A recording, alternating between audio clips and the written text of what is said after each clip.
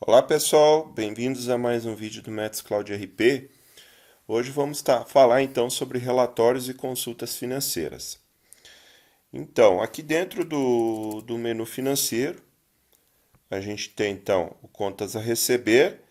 Dentro do contas a receber tem os relatórios de contas a receber, tá?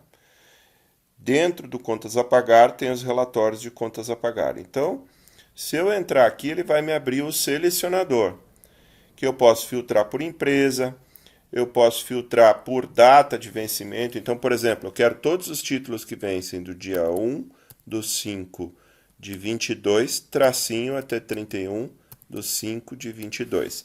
Aqui eu defini um intervalo, tá? O tracinho me define um intervalo. Se eu vier aqui colocar um ponto e vírgula, eu quero um outro intervalo. Eu quero do dia 1º/8 de 2022, né? Até 30/8 de 22. Veja que eu defini dois intervalos diferentes no mesmo relatório. Isso é possível, tá? Usando ponto e vírgula aqui e o tracinho. Eu vou tirar o vencimento aqui, porque não cabe nesse meu exemplo. Eu poderia filtrar, por exemplo, eu quero o cliente NF, eu quero o cliente Metos, eu quero o cliente NF. Então, você pode filtrar múltiplos documentos aqui no seu relatório, tá? E aí, então, ó, veja que ele mesmo já vai colocando ponto e vírgula. Eu poderia vir aqui digitar se eu soubesse os códigos, mas como eu não sei, eu venho na lista dinâmica aqui do lado, tá? Eu posso vir aqui embaixo e definir a situação, então eu quero só os com saldo, eu quero só os quitados, eu quero tudo. Daí eu não preciso marcar, mas enfim, se eu marcar ambos aqui também ele vai trazer tudo. Eu quero só os em atraso. Eu quero só os que teve duplicata emitida. Eu quero só os que teve boleto impresso, né? Então tem várias possibilidades aqui. Qual que é a diferença do analítico e o sintético? O analítico vai trazer as liquidações, as baixas dos títulos, e o sintético vai trazer uma linha para cada título, tá? Então, eu vou pegar aqui a opção com saldo.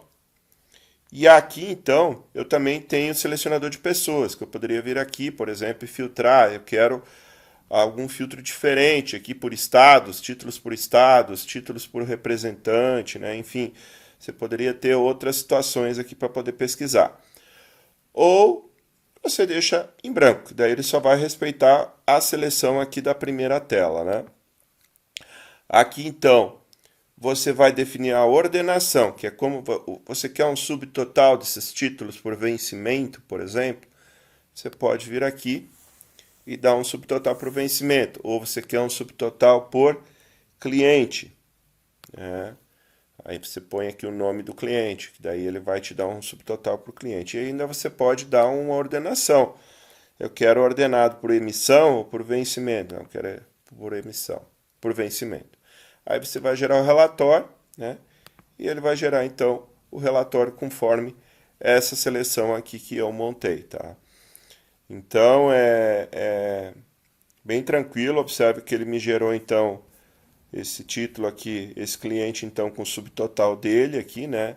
Aqui um outro cliente com o subtotal dele e no final ele vai me dar o total geral. Se eu tivesse pego o analítico e tivesse títulos com liquidação aqui, ele ia abrir uma segunda linha com a liquidação de cada título embaixo, tá? O que tem mais aqui que é importante, gente? Já foi falado lá no Contas a Receber que, em princípio, é melhor usar aqui a aba Pesquisar e não a aba Localizar. Porque se você já fez uma pesquisa por aqui, você entrar na aba Localizar, você vai estar pesquisando nos resultados da pesquisa.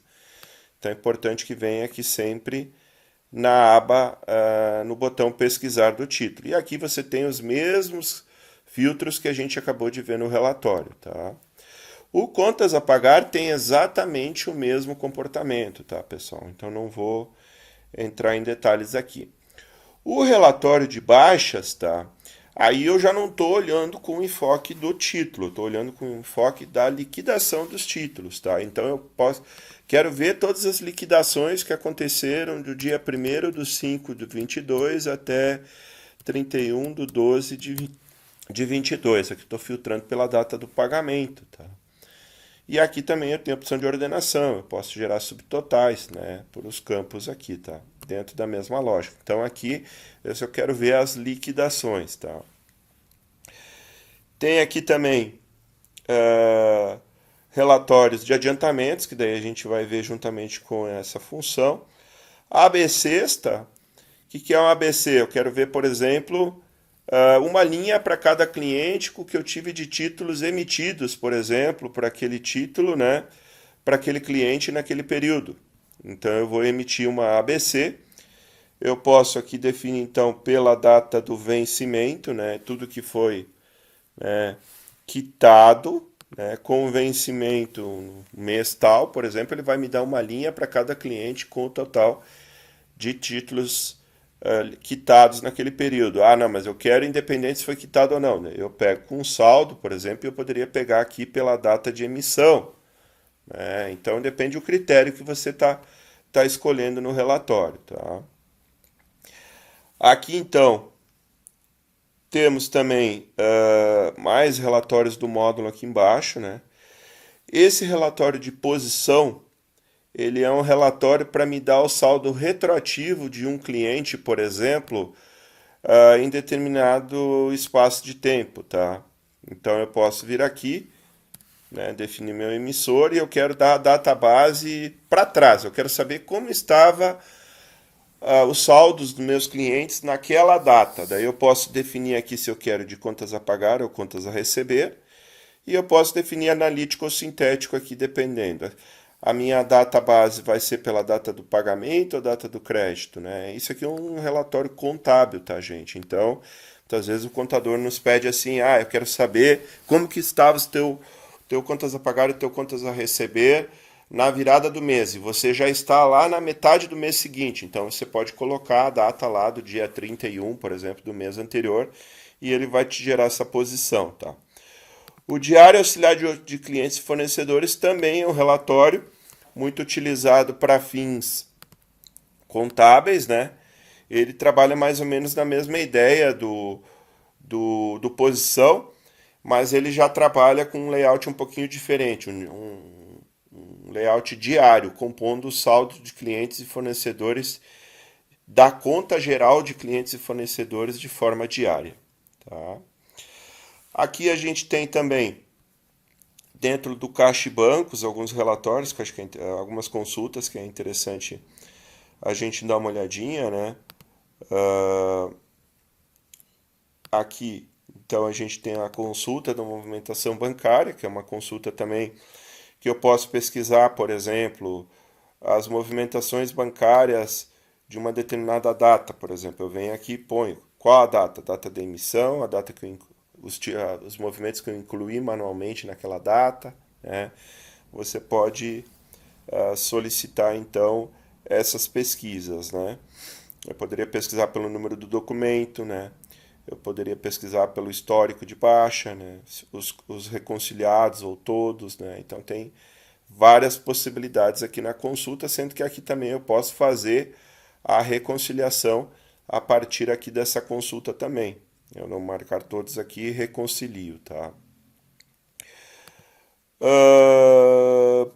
Que é mais importante falar aqui também que eu acabei não falando, tá? Aqui dentro do contas a receber, então no pesquisar e também no... Se eu quero, por exemplo, pesquisar um número de documento e eu não tenho certeza dos zeros à esquerda, né? Então, por exemplo, é 0003345, o documento que eu quero pesquisar, mas eu não tenho certeza, né? Aí o que você faz? Você não põe os zeros à esquerda e clica em semelhança aqui, que daí ele vai buscar por similaridade para que você encontre talvez o título que você está buscando, tá? Certo, gente? O contas a pagar eu não vou mostrar porque ele tem exatamente o mesmo raciocínio aqui das consultas e relatórios do contas a receber. Um abraço, até o nosso próximo vídeo.